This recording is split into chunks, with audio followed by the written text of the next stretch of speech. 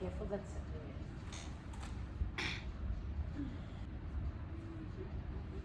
You'll be here, right? يلا. Are you ready? Yes. Feeling comfortable? Yeah. Are you ready? Yes, I am. Okay. Hello, Anna Kunštek, right? Hello. First of all, tell me, who is Anna Kunštek? Well, that's a very complicated question, but I'll try to keep it short. I was born in Zagreb, which is capital of Croatia, so I'm Croatian, and I know that most of the Arabic people, they know Croatia by soccer. And Soccer? yeah, Modric, famous Croatian player, right? So I was born in Zagreb in 1973 in a very, very small family. Compared to your families here in Saudi Arabia, my family is very small. I do have my brother, 2 cousins, and that's halas, no more. In terms of who I am, I'm a aquatic consultant for ارامكو for the last 8 years here in Saudi Arabia, but I've been in lifeguarding since 2005. So basically, apart from working, I do love sports. I do like to be outdoor and do some activities. I've been a cycling tour guide for 10 years for a British company, and I really miss this job because it was showing my country on the wheels, you know, and my country is beautiful, by the way. I love to help others, so my job is related to my passion. I like to help people. That's why you choose this path. Well, in 2004, my mom died from the heart attack in front of me. At that point, I didn't know anything about life saving. So maybe if I knew what I know today, I would be able to save her life. So yes, you see, it's a kind of tragedy, but yes, because of what happened to my mom and because who you are, I choose this path. Well, can you tell me more about how did you start your career as a lifeguarding instructor? Well, I started a career as a lifeguard actually. In 2005, there was As a lifeguard? yes, that's how you start. Okay, good. From the scratch. Yeah. It should be like this in life. So I started from the scratch. I passed the requirements. I just saw the advert in my town that they need lifeguards for the lake. It's a big recreational complex, and yes, I passed all the requirements. I've been part of the team. It was like 60, 70 of us, and it's been great. It was very tiring and exhausting because I worked 10, 12 hours a day, every day almost, but I enjoyed because we were like a big team. And then after this first year, the second year, I was in charge of the speedboat, the third, so I built this where I am today through the long years from 2005 until 2016, until I didn't come here. I was working in lifeguarding, and when I was leaving, actually, I became like recreational supervisor for the whole facility, but then I left. About your qualifications, certificates that you get? Of course, to be a lifeguard instructor, you should have tutor, life saving, and first aid. A full lifeguard course, BLS, junior lifeguard. That's what I really enjoy to do with kids. A swim teacher. So, and on other qualifications which I have related to my work. I don't want to talk about my cycling qualifications, but I do have these as well. And I do have a master's degree in crisis management, which gave me actually opportunity to work with the Red Cross as well. English. What makes Anna different between other lifeguarding instructors? Well, I've been working with lots of lifeguard instructors, especially in Croatia, right? Here as well. I think that most of the instructors, they're focusing on these technical skills, and they don't see actually the other part of the learner, which can be sometimes their lack or weaker in some of the skill. So you have to help these kind of learners who needs a little bit more compassion and empathy and a little bit more time to spend with them to build them where they want to be.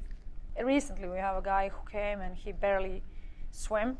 So you come to be a lifeguard, you should know how to swim, right? So it's not like we send this guy home. No, we will help him to get to the point where he can attend the course and become a lifeguard. because he's really, really to do it. So you have to have compassion and a little bit this empathy for the learner, and you have to listen to them. So it's led me to other questions. What is your training philosophy? You can achieve whatever you want, every dream and every goal in your life, but you have to be really focused and you really have to have it in your head. And this is what I always say to my learners when they come. You can become a lifeguard and achieve whatever you want, but you have to want it, not me. I can give you 110% of my knowledge, effort, passion for this, but you have to be able to be clear with your and be honest with yourself. Like, you want it or you don't want it. So you have to be very, very certain in your goals. Let's make this clear. I believe that there's more people watching us. They don't know what is exactly the lifeguarding. So can you explain this for us? Well, lifeguarding, in terms of Saudi Arabia where I work, we have 5 pools. You can do lifeguarding at the lakes, sea, different water features. So basically lifeguards are looking after safety of the customers in the water and around the pool or wherever you are. We're professionals which are trained to deal with any person who is in distress in the water or outside of the water. So apart from the technical skills in the life saving, different tools, how you're going to take somebody out from the water, we do have BLS courses, and we are trained to save somebody's life. And we are actually obligated to do it because we are professionals at the pool side. Become a lifeguard, it takes more effort because you have to be good in swimming. You have to pass certain requirements in terms of the time swim. You have to be able to finish the dry skills like a BLS. Like, Not easy to be a lifeguard. No, it's not easy to be a lifeguard, and to be honest, once you finish the course, it's not finished because you have to do ongoing training constantly, which we are doing. We have weekly training, we have drills, which is set up by Aramco, AED drills. So we have to be fast because in real situation, if something really seriously goes wrong, you don't have much time. On the other side, what is the best advice you get from one of your coaches that it's stuck in your mind? We can learn from each other on a daily basis. So it's not me as a coach, I'm going to teach someone and somebody's going to learn something from me. I've learned a lot from my lifeguards, from my learners, so we can learn from each other on a daily basis. And that's a really good advice, actually, because, you know, through the years, I met some people who, you know, they think if they are coaches or trainers that they're the best, nobody's better than them. So it's not true. I've learned a lot from my lifeguards. So this is something which will benefit me, and I'm actually proud of it. What is your opinion about children and sport? Get your child as early as you can into the sport. Why? Because sport is one of the most healthiest way to grow up. Not sitting in front of TV and eating unhealthy food, which most of the kids are doing today. So, and then it connects you also with the nature, because sports are usually outdoor. Okay, in Saudi Arabia, in the middle of the summer, you cannot do any sport outside, but there is lots of clubs, there is lots of gyms, there is lots of different things you can do to involve your kid.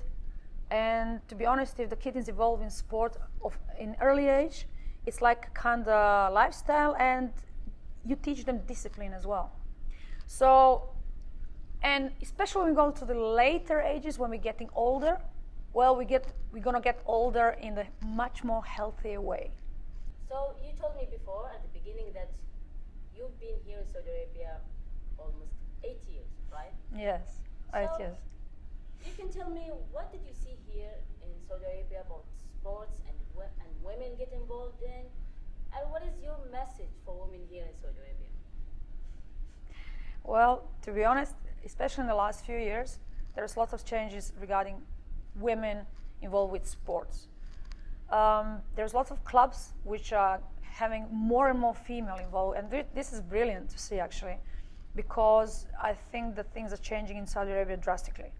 I've been involved with the Boxing Federation. I've seen many girls do boxing, which was like, oh, I was impressed. And I'm glad that this is going on and happening, and I'll just clap on it, and I hope it's going to continue and to be bigger and stronger. And it's amazing. So what's your message?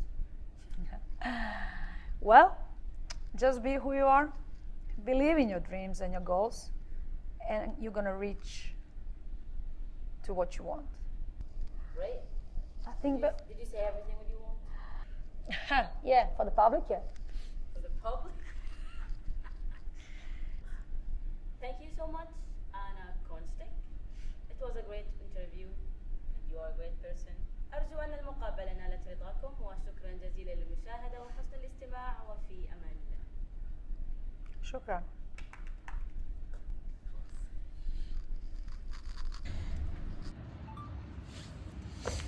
How many minutes?